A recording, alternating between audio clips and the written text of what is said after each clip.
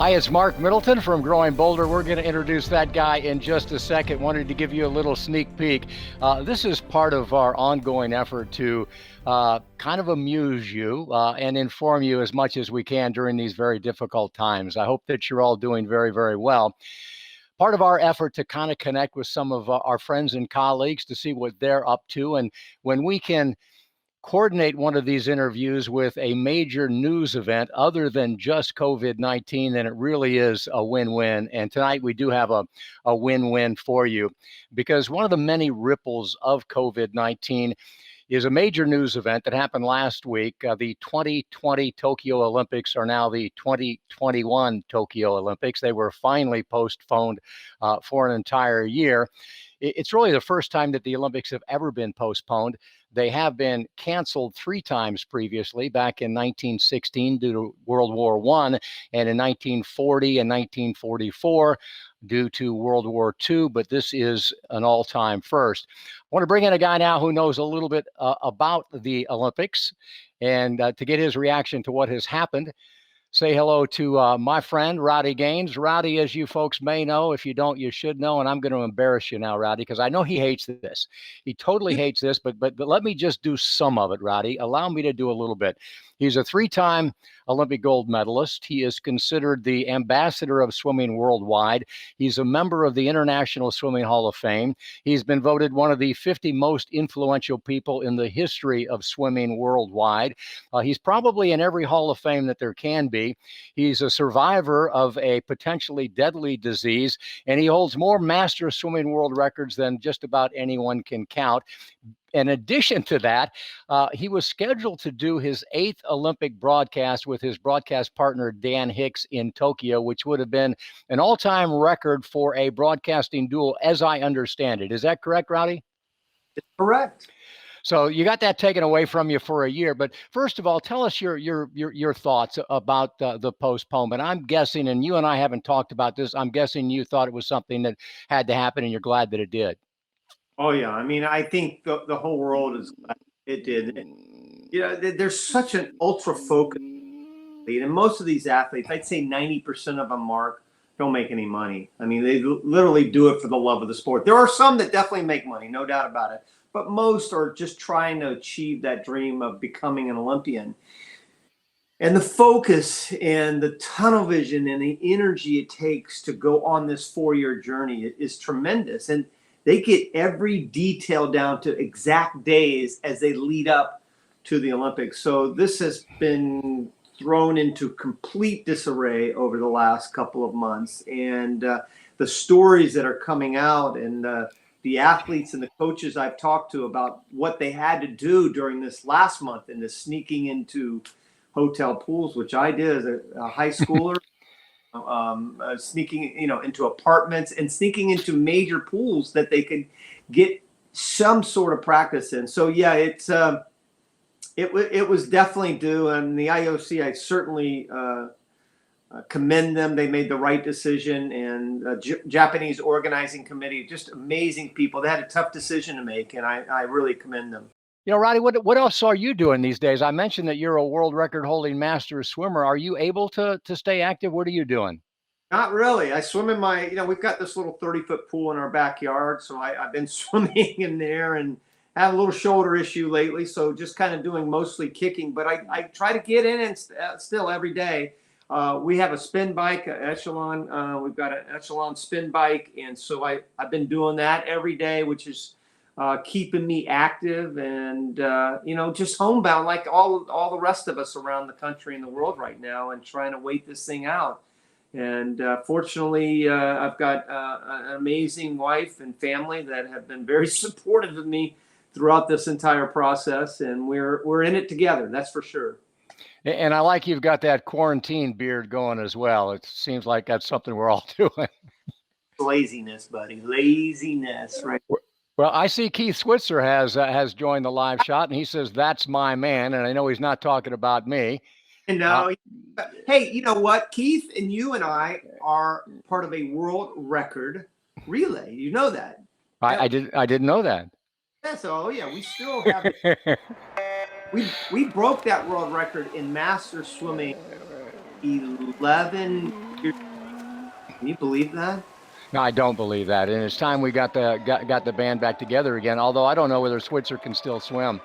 I saw a picture of him online, and he looks to be really out of shape. So I'm doubtful about that. On. We're kicking him out of there. Forget him. Rowdy, I mentioned that you really have another connection to what is occurring now in terms of the Olympics being postponed. And, people that are swimming fans know this story because there's been a movie made about it. There's been a book written about it. Back in 1980, Rowdy held 3 world records at the time and was favored to win 3 gold medals in the 1980 Olympics, which were scheduled for Moscow. And of course, the U.S. boycotted those games. And Rowdy had a very difficult decision that nobody made back then because nobody could make money swimming back then. As Rowdy said a moment ago, very few make money today, but the big names make a lot of money. But Rowdy decided to go 4 more years to try to make the Olympics again. And son of a gun if it didn't pay off for you, Rowdy.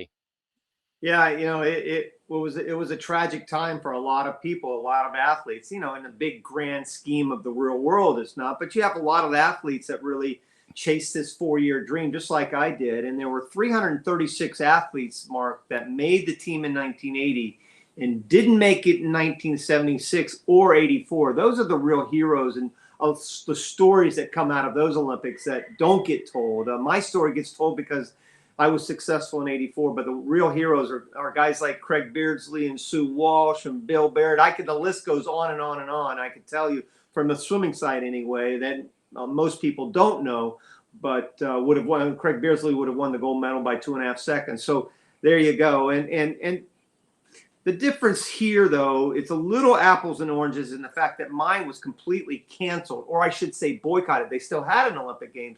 Here, the key word is postpone, and that's a year. So a year is still a long time, like we talked about in the beginning, but at least they still have that opportunity a year from now to kind of go out there and try to achieve their dream.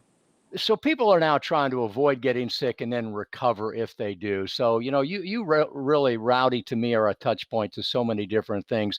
When you were an adult, Rowdy was diagnosed with Guillain-Barré syndrome. Rowdy, you can explain more about what it was, but he was paralyzed, couldn't move, and it can be fatal. He came all the way back and started, smashing world records. What was the key to your coming back, Rowdy? Well, I was 32 years old and completely healthy. And basically, the Guillain-Barré is a neurological disorder that strikes your nervous system and kind of shreds the sheath that surrounds your nerves. So your nerves short circuit in a way. And so I went around walking one day to being completely paralyzed within about 48 hours. And fortunately, I go back to my wife, Judy, who was, sort of my savior during that time. She was one that literally picked me up, put me in the car, and took me to the emergency room because I just thought I had the flu. Kind of nursed me back to health after I got out of the ICU after about 3 or 4 months in the hospital, and was there every step of the way. So I had great family. My mom and dad were there, but Judy was the one that really, and Judy's mom was there, and so I had great family and great friends that kind of nursed me back to health. But that was a long time ago. Well, you've made it all the way back, and I almost feel guilty doing this, Rowdy, because I'd do this if it was just you and me, just get a chance to see you and hear you and connect with you, and to let other people hear how you're doing and what you're up to. Really, truly, one of the most inspirational people that I've known. Can you give us a Rowdy Gaines takeaway? I know you do a lot of talking. What's your main message when you talk to groups of people? Well, I think right now, anyway, the message to me, Judy and I were just talking about this in the kitchen, the fact that, the Olympic Games are really, they embody what the human spirit is all about. And that's why I really believe next summer, Mark, the Olympic Games is going to be better than it ever has in the history of the Olympics, dating back to 1896. This is going to be the very best one. And the reason is people are looking for a way to come together. I think we're seeing an inkling of that right now. I'm not just talking about our country. I'm not just talking about Italy or France. I'm talking about the whole world is undergoing this amazing and tragic thing that we're experiencing. And somehow or another, we still find great stories that are bringing us together. And I think that's going to culminate with the Olympic Games next summer. And that's sort of my message right now, especially to the kids that are having to go through that delay. It's just hang in there, man. Just hang in there, because that spirit is going to carry you through over the next year. And 408 days, I think it is. No, 479 days, I think now. 479 days. I'm sure NBC is going to make sure you know the countdown a lot.